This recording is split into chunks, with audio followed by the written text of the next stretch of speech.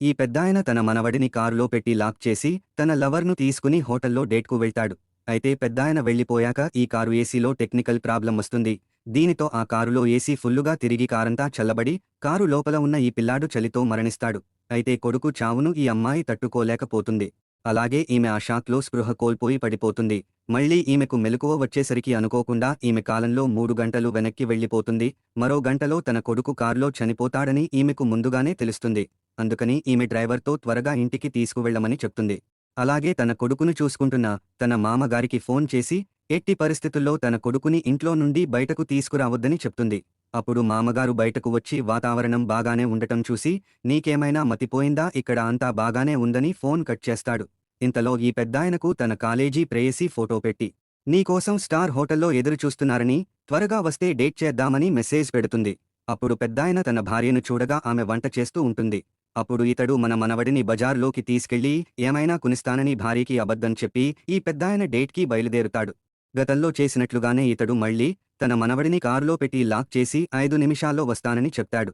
అలాగే ఏసీ పెరగకుండా మీడియంలో పెట్టి తన ప్రేయసితో వెళ్లిపోతాడు. అయినప్పటికీ ఏసీ ప్రాబ్లం వచ్చి కాలిపోతూ ఉంటుంది. ఇంతలో పిల్లాడి తల్లి ఇంటికి తిరిగి వస్తుంది. అలాగే తన అత్తగారితో త్వరగా మామగారికి ఫోన్ చేసి పిల్లాడిని ఇంటికి తీసుకొచ్చేయమని చెప్తుంది. అప్పుడు అత్తగారు తన భర్తకు ఫోన్ చేయగా ప్రేయసితో ఉన్న ఈ పెద్దాయన తన భార్యతో మనవడిని కారులో పెట్టి ఏసీ ఆన్ చేశా, మరో కాసేపట్లో వాడు చనిపోతాడని చెప్తాడు. ఇది విని అత్తగారు అయితే పనయ్యాకే తిరిగి రమ్మని తన భర్తకు చెప్తుంది. ఇంతలో ఈ అమ్మాయి తన కొడుకుకి ఫోన్ చేస్తుంది. కానీ వాచ్ బ్యాటరీ అయిపోయి ఆఫ్ అవుతుంది. అదే సమయంలో బయట మంచు పడుతూ ఉండడంతో కారులో చలి మరింత ఎక్కువవుతుంది. అయితే ఈ పిల్లాడు ఎంత ప్రయత్నించినా కారు డోరు తీయలేకపోతాడు. అలాగే వెనుక సీటులో పడుకుని చలితో వణుకుతూ తన తాత కోసం ఎదురుచూస్తూ ఉంటాడు. అప్పుడు ఈమెకు గతంలో డాక్టర్ గారు ఈమె కొడుకు కారులో ఇరుక్కుని చనిపోయాడని చెప్పడం గుర్తు వస్తుంది.